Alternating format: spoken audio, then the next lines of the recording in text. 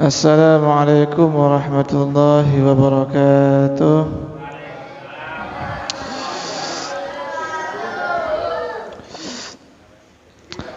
Alhamdulillah wassalatu wassalamu ala Rasulillah wa ala alihi wa sahbihi wa man walah. Wa la hawla wa la quwwata illa billah. Qala rabbi shrah li sadri wa yassir li amri wahlul 'uqdatam min lisani yafqahu qawli, amma ba'd. Fa ya ibadallah, usi nafsi wa iyyakum bi taqwallahi faqad faza al-muttaqun. Wa la tamutunna illa wa antum muslimun. Faqala ta'ala mudzakiran bidzalik: ya ayyuhalladzina amanu taqullaha wa qulu qawlan sadida yuslih lakum a'malakum wa yaghfir lakum dhunubakum wa man yuti'illaha wa rasulahu faqad faza fawzan 'azima. Bapak Ibu rahimakumullah, kita lanjutkan pembahasan hadis dari kitab Bulughul Maram. Kita masih di hadis tentang larangan atau menjauhi akhlak-akhlak tercela. Bapak Ibu rahimakumullah, kita langsung saja masuk hadis yang berikutnya. Hadis yang ke-18 dalam subbab ini. Wa 'an Ibnu Abbas radhiyallahu anhuma, dari Ibnu Abbas radhiyallahu anhuma qala, beliau berkata,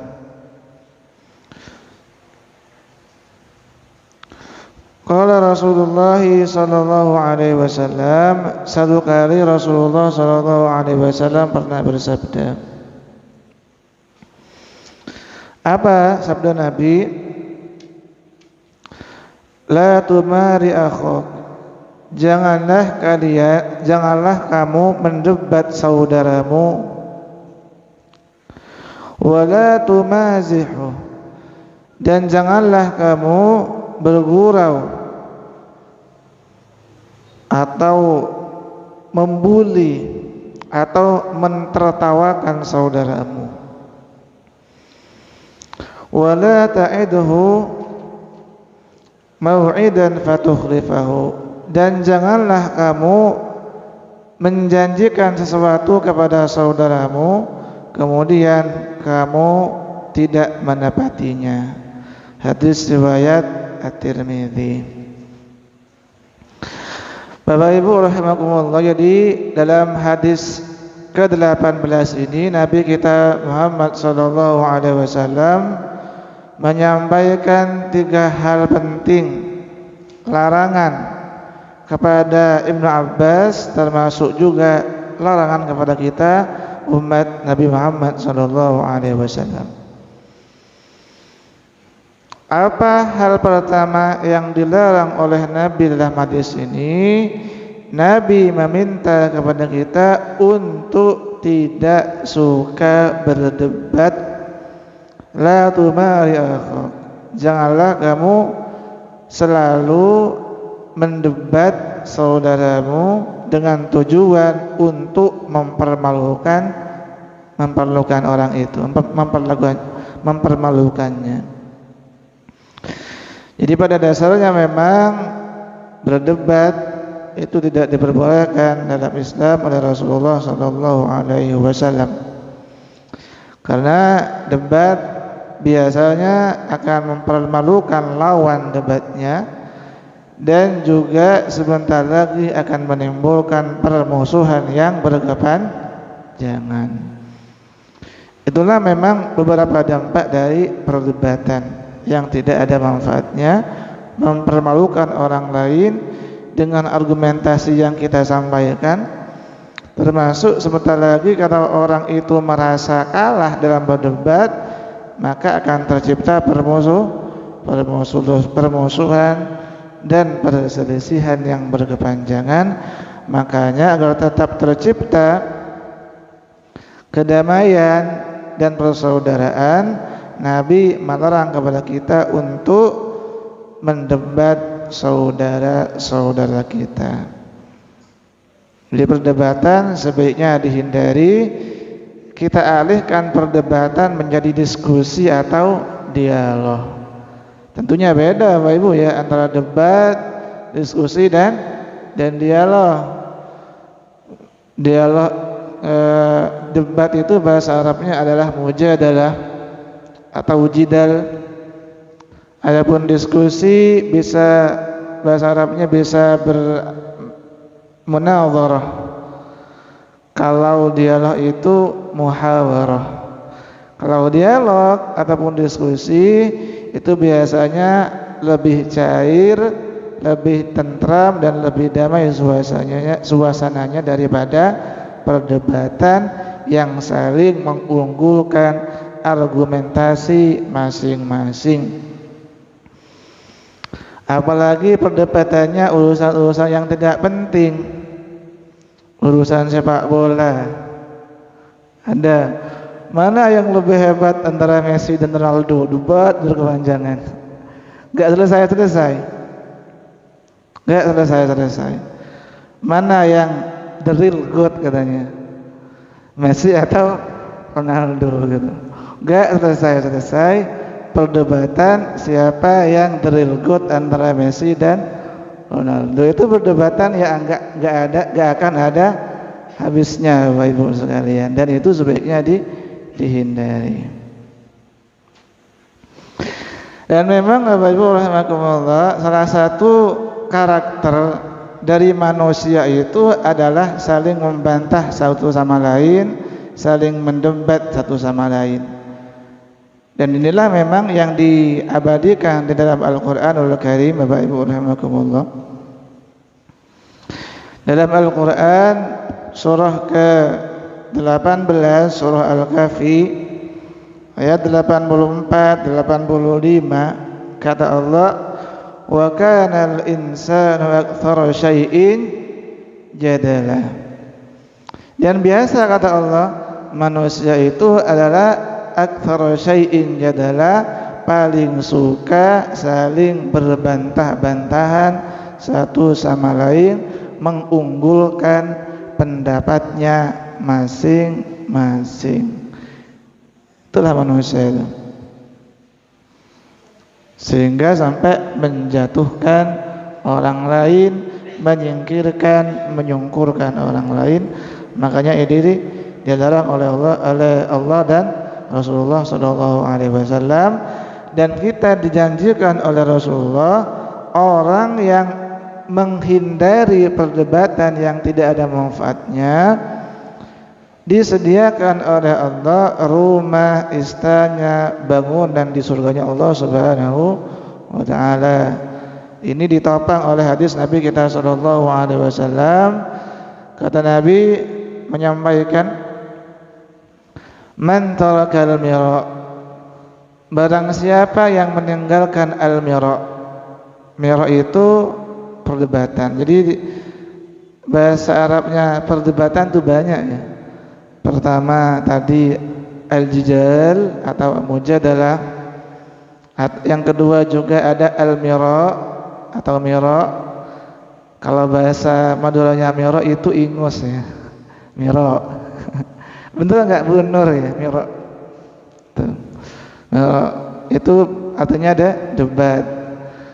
Yang ketiga bahasa Arabnya debat juga al-khusumah atau al-khisamah. Itu juga berarti perdebatan atau saling berbantah-bantahan.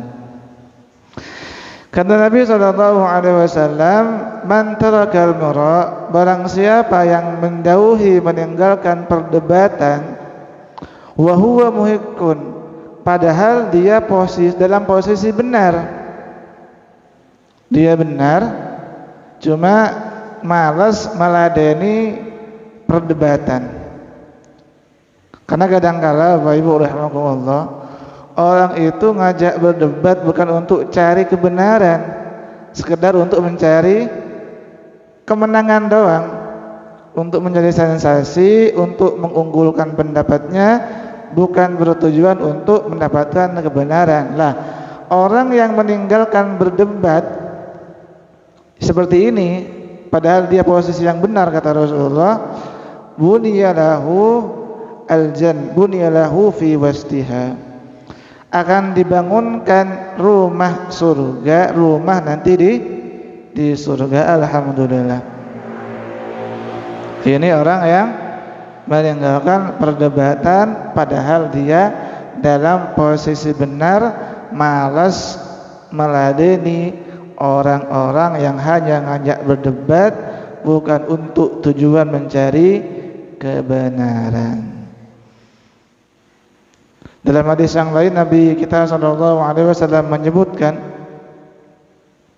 kepada Ibnu Abbas, kafa bika ithman an tazala mukhasiman, cukuplah kamu mendapatkan dosa ketika kamu tidak henti-hentinya saling berbantah-bantahan. Jadi jelas itu akan mendapatkan dosa orang yang senang berbantah-bantahan tanpa ada tujuan untuk mencari kebenaran. Ini itu dilarang.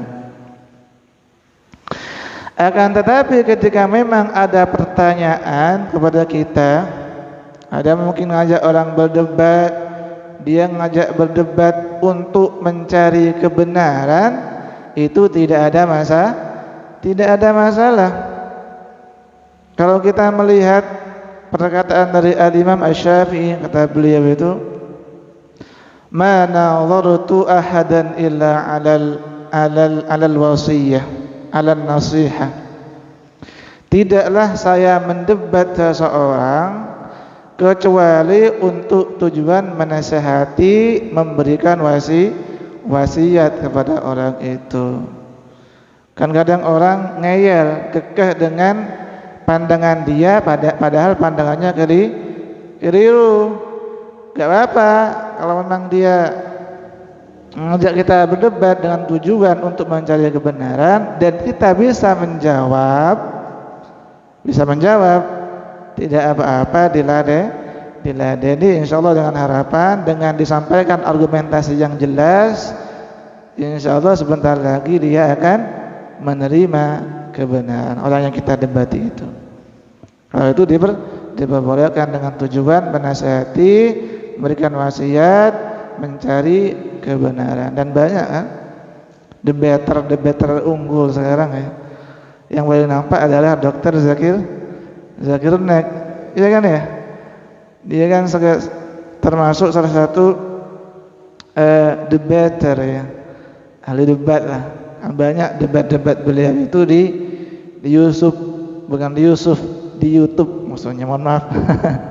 di YouTube banyak debat-debat beliau dengan orang-orang ya, ada yang Nasrani, ateis, macam-macam lah perdebatannya.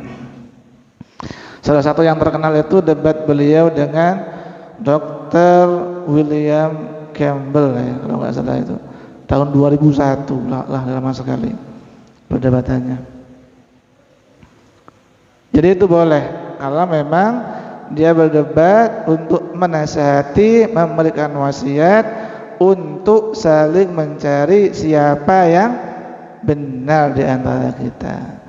Dan ini juga didukung Bapak Ibu rahimakumullah oleh firman Allah Subhanahu wa taala di dalam Al-Qur'anul Karim,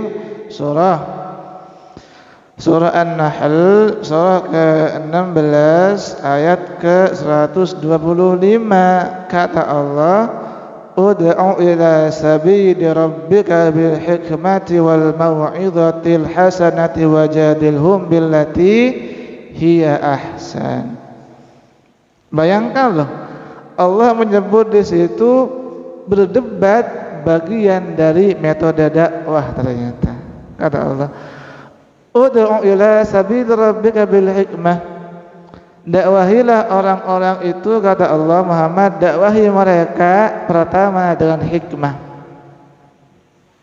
Yang kedua, kalau hikmah gak bisa, masuk langkah dakwah yang kedua, yaitu dengan wal mau'izatil hasanah, dengan kata-kata yang nasihat-nasihat yang baik, dengan akhlak yang baik tidak mempan, dengan nasihat yang baik tidak mempan. Maka metode dakwah yang ketiga kata Allah, wajadilhum billati hiya ahsan, debati dia, ajak diskusi, ajak dialog, tentunya juga dengan cara-cara yang baik, tidak dengan tujuan untuk mengunggulkan argumentasi masing-masing.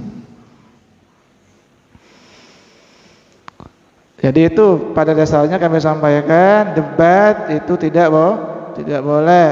Kalau memang ada tujuan untuk mencari kebenaran, untuk menasihati orang lain, tidak ada masalah, nggak apa-apa. Dan memang banyak Bapak Ibu rahimakumullah orang yang masuk Islam gara-gara kalah debat, banyak juga ya. Dia debat, argumentasinya runtuh, kemudian dia tunduk menerima kebenaran. Banyak juga, banyak. Ada komentar yang menarik kalau tidak salah dari Imam Syafi'i juga. Kata beliau itu, ma jadalani jahilun illa ghalabani. Tidaklah aku berdebat dengan orang bodoh kecuali aku akan kalah, kata beliau itu.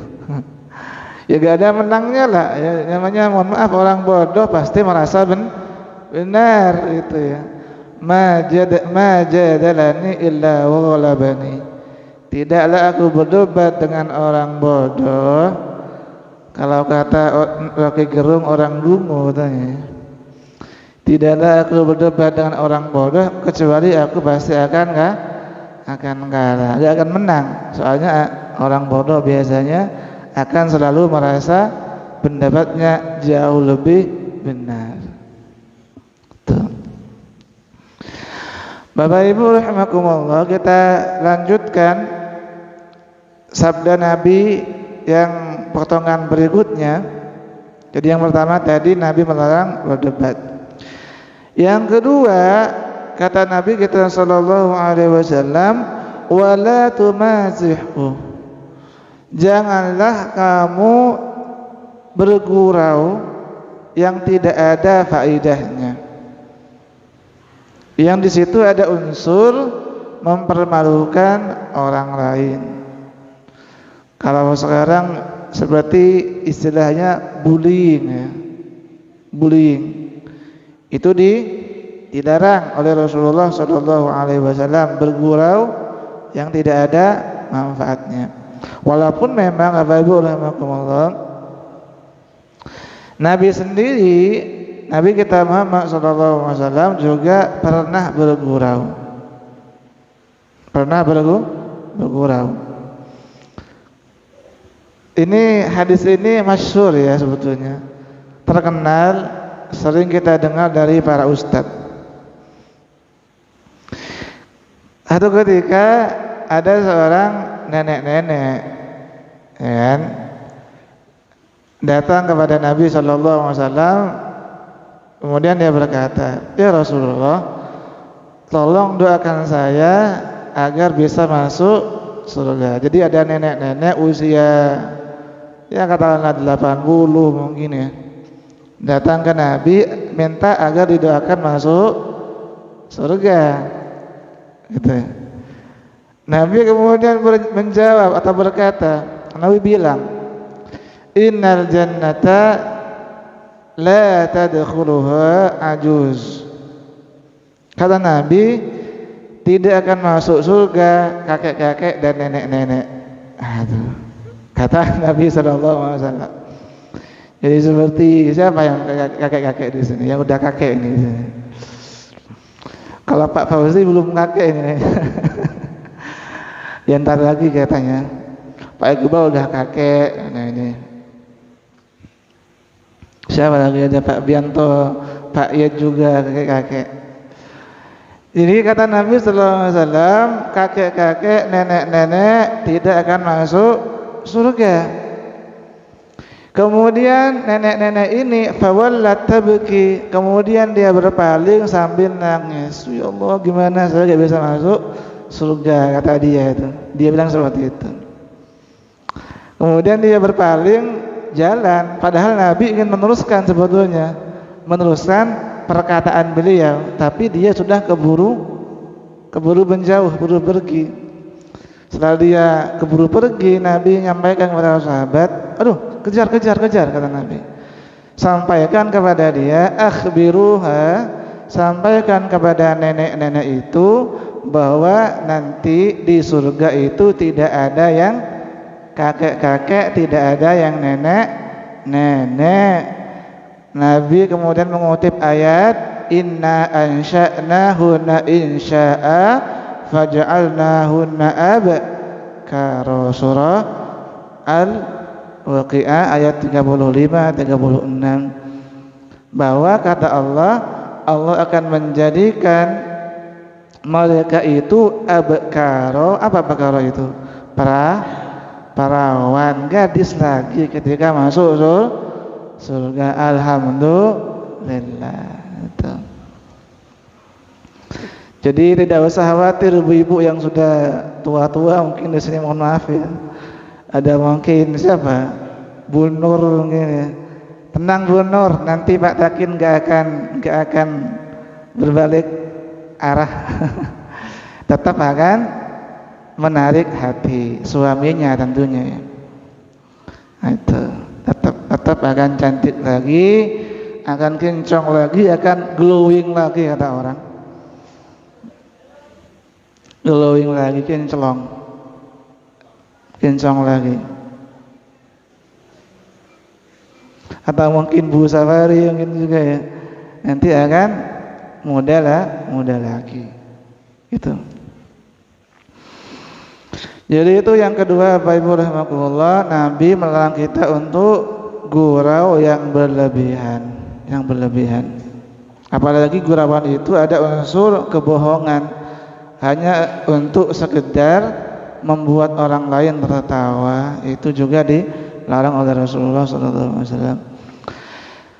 Ada riwayat lain, Bapak Ibu rahimakumullah, Nabi juga pernah bergurau atau basa-basi lah dengan seorang sahabat. Suatu ketika itu Nabi datang kepada seorang sahabat namanya Abu Umair. Nabi bertanya, "Ya Abu Umair, ma fa'alan Nughair?" Wahai Abu Umair, gimana kabar burungmu, katanya, kata Nabi itu. Jadi Nabi datang menemui salah seorang sahabatnya untuk sekedar menanyai, bertanya tentang kabar burung peliharaan yang dipelihara oleh sahabat yang bernama Abu Umair. Ini kan kalimat-kalimat yang bisa dibilang gurauan sederhana atau basa-basi yang bisa mempererat hubungan dari silaturahmi. Itu loh, Nabi sampai bertanya, gimana kabar burungmu, gimana kabar pitikmu, mungkin ya, kalau yang lagi pelihara ayam gitu. Jadi ternyata pelihara burung boleh ya ternyata. Benar, itu contohnya. Tentunya dikasih makan sama ibu ya. Karena sahabat tadi ada yang memelihara burung dan Nabi tidak melarang itu. Bahkan sampai bertanya. Jadi itu yang kedua, Bapak Ibu rahimakumullah, Nabi melarang kita untuk bergurau hanya sekedar untuk membuat orang lain tertawa. Apalagi kemudian gurauannya ada unsur bullying atau sekedar hanya untuk membuat orang lain tertawa dengan berita-berita atau perkataan-perkataan bohong. Kemudian yang ketiga, pesan Nabi SAW, janganlah kamu membuat janji kepada saudaramu kemudian kamu mengingkarinya. Ini juga tidak boleh tentunya Bapak Ibu. Ingkar janji. Dia udah janji, udah banyak janji kampanyenya kalau sekarang ya. Ternyata ketika habis dilantik lupa. Jadi amnesia. Jadi pelupa bahwa pernah dulu menyampaikan janji kampanye. Itu tidak boleh diingat tuh. Dan memang selayaknya kita tidak begitu mudah untuk berjanji, Bapak Ibu ya. Khawatirnya nanti kita tidak bisa menepati janjinya, dan memang kalau tidak bisa, sesegera mungkin katakan tidak bisa atau meminta maaf kepada orang yang bersangkutan. Seperti itu.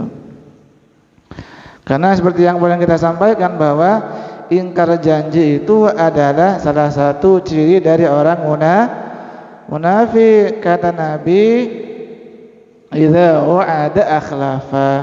Ketika orang munafik itu cirinya salah satunya adalah ketika dia berjanji dia tidak tepati janji itu, dia ingkar. Dia jadi pelupa terhadap janjinya atau pura-pura lupa terhadap janjinya itu. Dan salah satu orang yang sering, saya katakan sering ingkar janji itu adalah orang yang berhutang. Jadi orang yang berhutang itu salah satu tipe orang yang suka ingkar janji. Ini kata Nabi ya, bukan saya. Tapi ini kata Rasulullah SAW. Satu ketika Nabi itu pernah berdoa. Kata Nabi, doanya, Allahumma inni a'udzubika minal ma'thami wal maghram. Duhai Allah, saya berlindung kepadamu dari dosa dan hutang. Kaget sahabat itu. Loh, kok ditanya oleh sebagian sahabat, lah ya Rasulullah, kok saya sering mendengar bahwa jenengan itu sering berdoa seperti itu agar terhindar dari hutang. Jawab Rasulullah SAW, innar rajula, sesungguhnya seseorang, kata Rasulullah, idza gharima, sesungguhnya seseorang ketika dia berhutang, wa idza haddatsa kadzdzaba, ketika dia berkata dia dusta, wa idza wa'ada akhlafa, ketika dia berjanji dia ingkar. Itulah kebiasaan orang yang berhutang, kata Nabi SAW. Makanya Nabi meminta kepada Allah salah satunya agar terhindar dari hutang. Assalamualaikum. Waalaikumsalam. Pak, saya pengen utang 10 juta, minggu depan tak bayar. Ternyata 7 tahun kemudian baru terbayar. Padahal mintanya seminggu, ditagih minggu depan nggak ada, bulan depan nggak ada juga, macam-macam alasannya. Itulah salah satu kebiasaan orang yang berhutang.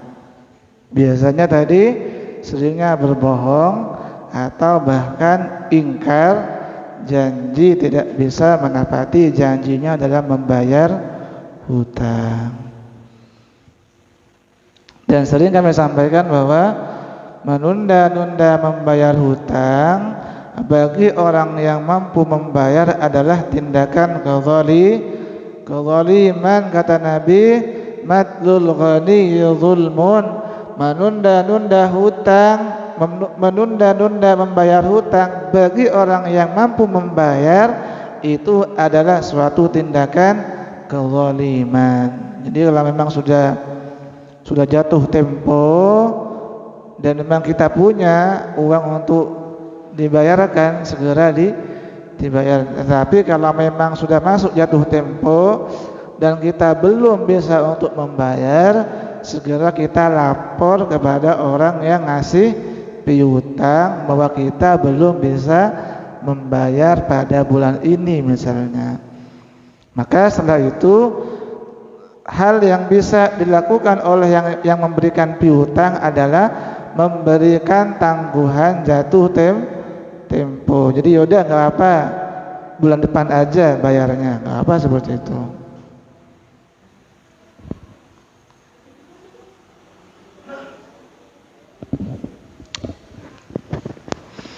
Jadi ini bagian dari meringankan orang lain, ditambahkan waktu jatuh temponya itu. Dan ini memang dianjurkan Bapak Ibu ya, memberikan tambahan waktu kepada orang yang ingin membayar hutang selama dia saat itu belum mampu untuk membayar. Allah sebutkan di Quran surah Al-Baqarah surah kedua ayat 280, kata Allah, wa in kana dzu usratin fanadhiratun ila maisarah wa an tasaddaqu khairul lakum in kuntum ta'lamun. Apabila orang yang berhutang itu dalam kesulitan, belum punya uang untuk membayar, apa perintah Allah? Fanadhiratun ila maisarah, maka berilah dia tambahan waktu sampai dia punya uang untuk membayar. Wa anta saddaqu khairul lakum, tetapi kalau kamu ingin lebih baik lagi, enggak apa-apa, sedekahkan saja hutangnya itu. Ya udahlah, enggak usah bayar misalkan. Itu lebih baik. Tetapi sulit. Jadi memang boleh dan baik kita menyedekahkan hutang. Ada orang lain berhutang kepada kita, kemudian dia mungkin tidak mampu untuk membayar, ya udahlah, saya anggap lunas hutang, bagus itu. Tapi ini sulit, apalagi kalau hutangnya banyak.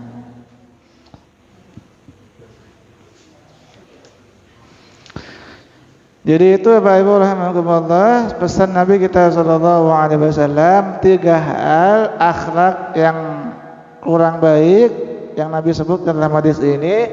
Pertama adalah suka berdebat, debat kusir.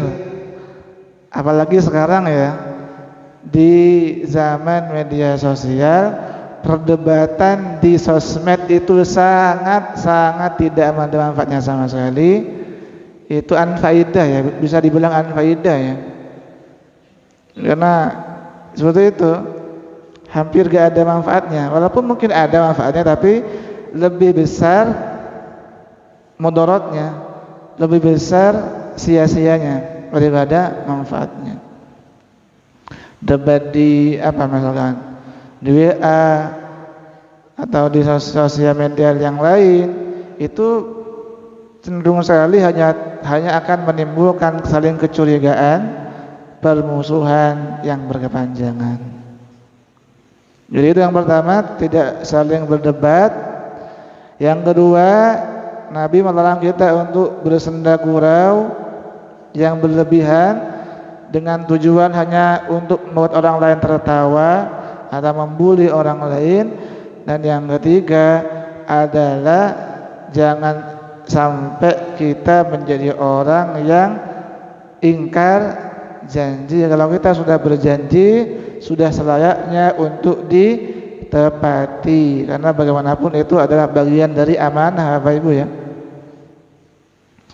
Kita sudah berjanji, ditepati, karena ini bagian dari amanah itu tadi. Dan memang berat ya, menjaga amanah itu berat.